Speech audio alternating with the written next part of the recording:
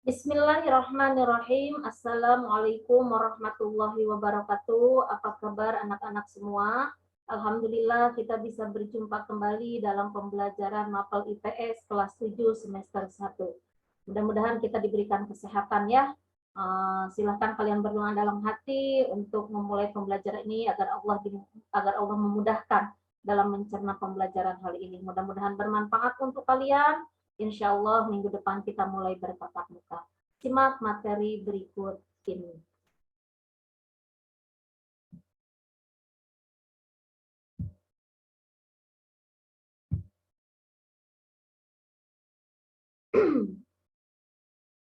Untuk materi yang sekarang yaitu potensi sumber daya alam dan kemaritiman Indonesia.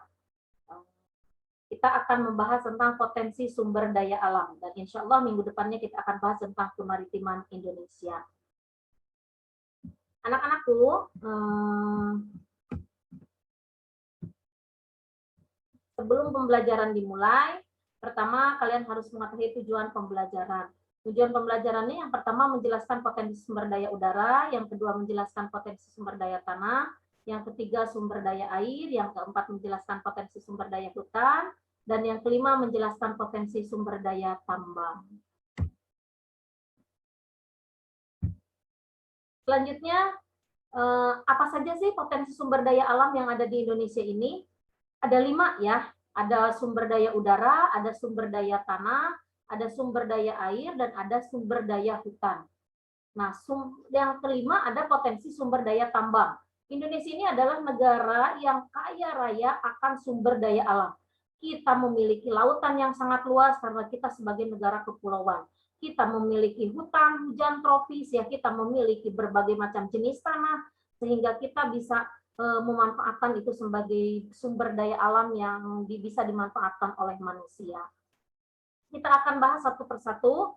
Yang pertama akan kita bahas tentang sumber daya alam Indonesia, yaitu potensi sumber daya udara. Nah, bumi ini diselimuti oleh lapisan udara yang disebut atmosfer. Atmosfer ini adalah lapisan yang menahan panasnya bumi dan dinginnya bumi dari luar angkasa. Nah, ini dan sengatan sinar matahari ataupun benturan dari benda-benda luar angkasa.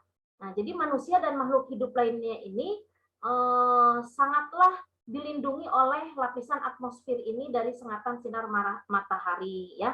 Jadi melindungi manusia yang hidup di muka bumi. Nah, itu sumber daya udara yang pertama itu atmosfer ya. Nah, lapisan atmosfer atau udara ini mempunyai manfaat apa saja? Yang pertama manfaatnya atmosfer dalam bentuk gerakan udara. Sehari-hari sebagai sumber tenaga pendorong bagi nelayan. Bagi kehidupan sehari-hari ini sebagai sumber tenaga pendorong bagi nelayan tradisional untuk menggerakkan perahu layarnya. Sebagai penyerbukan tanaman, bermanfaat untuk penerbangan dan olahraga terbang layang, menumbuhkan hujan dan penggerak kincir angin. Manfaat atmosfer bagi kehidupan di bumi diantaranya sarana pernapasan bagi makhluk hidup, melindungi makhluk hidup dari radiasi sinar matahari, melindungi bumi dari benturan-benturan angkasa, benda-benda angkasa ya, pemantul gelombang bunyi, bagi aktivitas telekomunikasi dan radio, serta untuk pembakaran. Nah, itu manfaatnya. Selanjutnya, potensi sumber daya udara ini yang pertama ada sumber daya energi. Sumber daya energi ini yang dipancarkan dari matahari ke bumi melalui udara, ya. Nah, ini pemantaran energi surya langsung dalam bentuk energi panas. Jadi, dan energi listrik melalui konversi sistem fotovoltaik ini ya, sistem listrik yang bersumber dari tenaga surya dapat bersifat desentralisasi sehingga tidak memerlukan sistem atau jaringan berskala besar. Contohnya lampu penerangan di jalan. Selanjutnya, yang kedua sumber daya angin. Nah, sumber daya angin ini merupakan suatu bentuk energi yang tidak langsung dari tenaga matahari. Nah, ini energi angin ini ditangkap oleh baling-baling, dari baling-baling ini ditransfer ke generator. Nah, dari generator ini di generator ada yang disebut namanya full magnet. Nah, dari generator ini yang merubah dari energi angin menjadi tenaga listrik sehingga dapat digunakan untuk menggerakkan peralatan atau sumber energi lain. Selanjutnya ada sumber daya gas. Nah, sumber daya gas ini bisa disebut juga udara. Komposisi gas sampai ketinggian 50 mil di atas permukaan air laut adalah sama ya. Nah, ini yang terdapat di udara berupa oksigen, hidrogen, nitrogen, ya, oksida, nitrous, dan argon. Nah, ini diperoleh melalui penguraian udara secara kimiawi. Selanjutnya, anak-anak, sekarang potensi sumber daya tanah.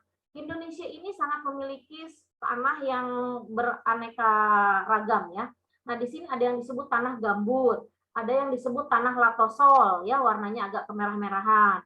Ada yang disebut tanah regosol, ada yang disebut tanah aluvial, ada yang disebut tanah litosol, ada yang disebut tanah grumosol, ada yang disebut tanah andosol, ada tanah ponzolik atau kuning, ada tanah renzina, ya. Nah, ini silakan kalian bisa cari di buku modul apa sih pengertian-pengertian tanah ini dan terbentuknya oleh apa.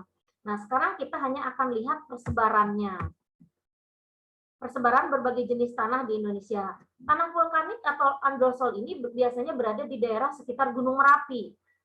Itu terbentuknya dari semburan abu vulkanik, ya, sehingga ini bisa sangat tanah subur sekali buat lahan pertanian, ya, sangat produktif. Adanya di daerah Sumatera Barat, ya, Timur dan Utara, ada di Bali, Lombok, Halmahera, NTB, Sulawesi Utara.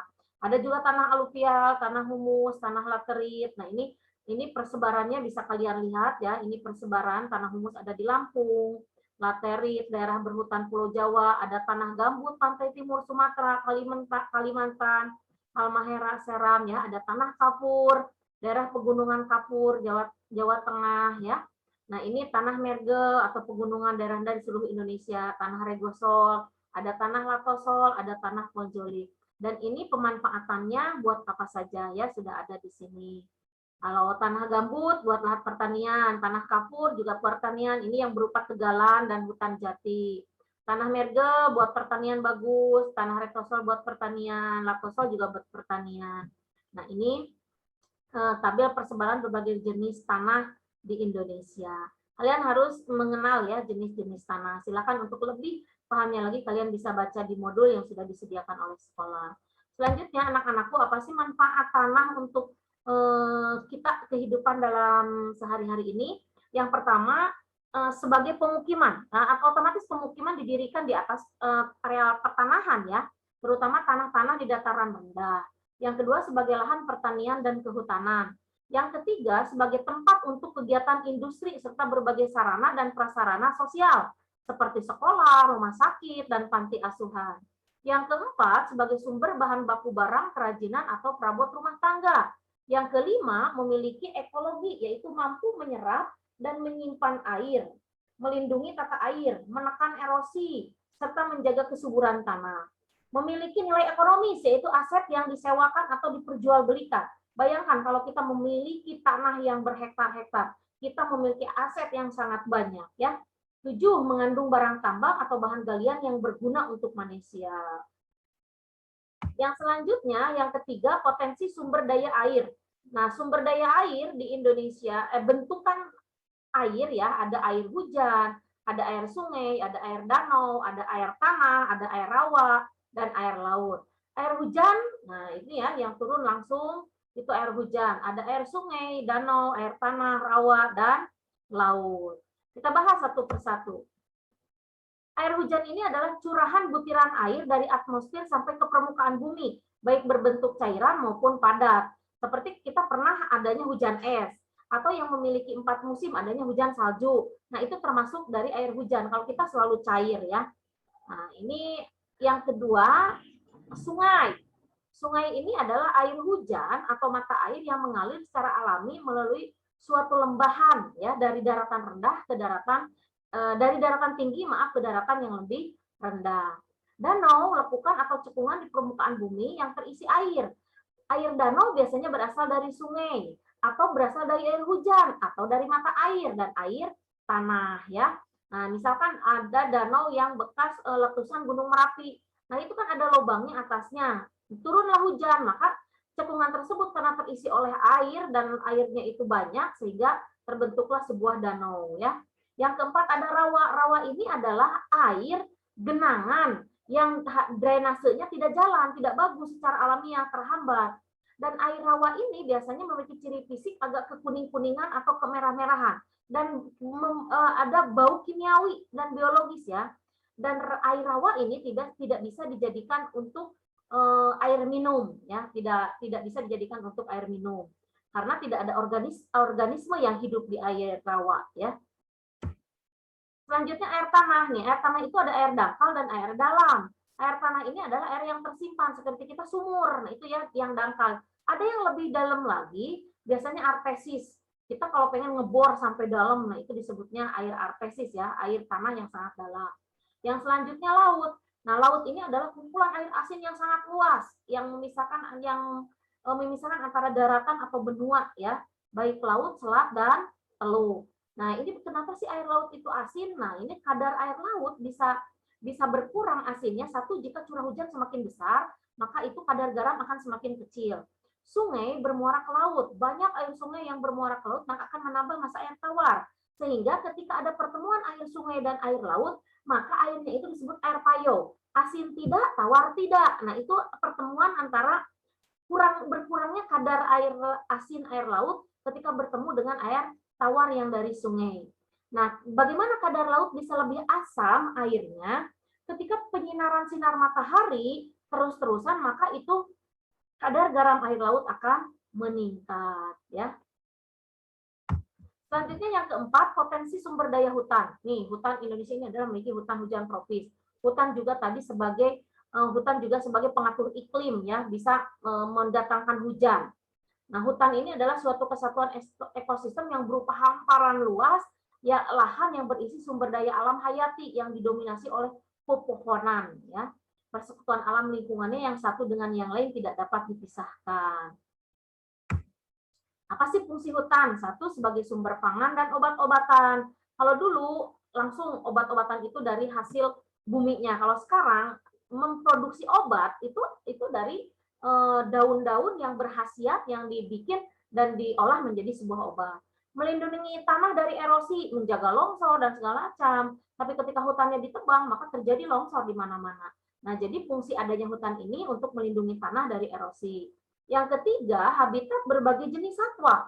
Jadi kalau hutan itu terlindungi di sana dan hutannya itu aman, tidak dibabat, maka berbagai jenis satwa bisa hidup di situ. Pengatur tata air, semakin banyak pohon, semakin banyak hutan yang ada, maka semakin banyak penyimpanan air.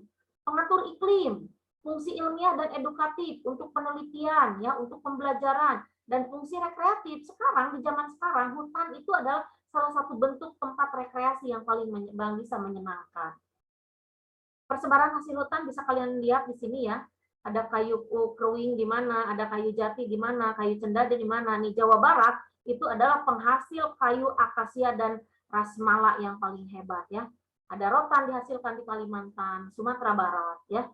Nah, selanjutnya yang terakhir, potensi sumber daya tambang. Sumber daya tambang di Indonesia itu ada apa saja sih? Ada bauksit, ada gas alam, ada minyak bumi, ada emas, ada timah, ada pasir, dan ada batu bara. Semua ini bisa dimanfaatkan oleh manusia dan bisa digunakan dalam kehidupan manusia untuk kehidupan sehari-hari. Misalkan pasir dan biji besi, selain bisa dijadikan mata pencairan, bisa juga dijadikan untuk alat bangunan ya. Nah, ini dari biji besi bisa dijadikan besinya, dijadikan alat bangunan, dijadikan alat sarana dan prasarana. Minyak bumi diolah menjadi jadi ada oli dan segala macam, BBM ya. Emas dan perak bisa diolah itu dan harganya juga luar biasa. Ada marmer itu bisa dijadikan keramik ya, untuk sekarang dari granit dan segala macam juga ada. Intan ya, intan harganya yang luar biasa. Ada kualin, ada nikel, ada belerang, ada yodium, ada asbes, aspal ya, timah dan wolfram. Nah, itulah barang tambang yang dimiliki oleh Indonesia dan Indonesia sangat kaya dan sangat luar biasa. Mudah-mudahan Indonesia bisa memanfaatkan seluruh sumber daya tambang ini dan bisa menopang untuk kehidupan masyarakatnya. Nah, anak-anak, silahkan kalian kerjakan tugasnya. 5 hal yang harus kalian ketahui. Terima kasih atas perhatiannya. Mudah-mudahan bermanfaat untuk kalian dan menambah wawasan kalian tentang potensi sumber daya alam yang dimiliki Indonesia. Selamat mengerjakan. Terima kasih atas perhatiannya. Jangan lupa like, komen, dan subscribe-nya. Wassalamualaikum warahmatullahi wabarakatuh.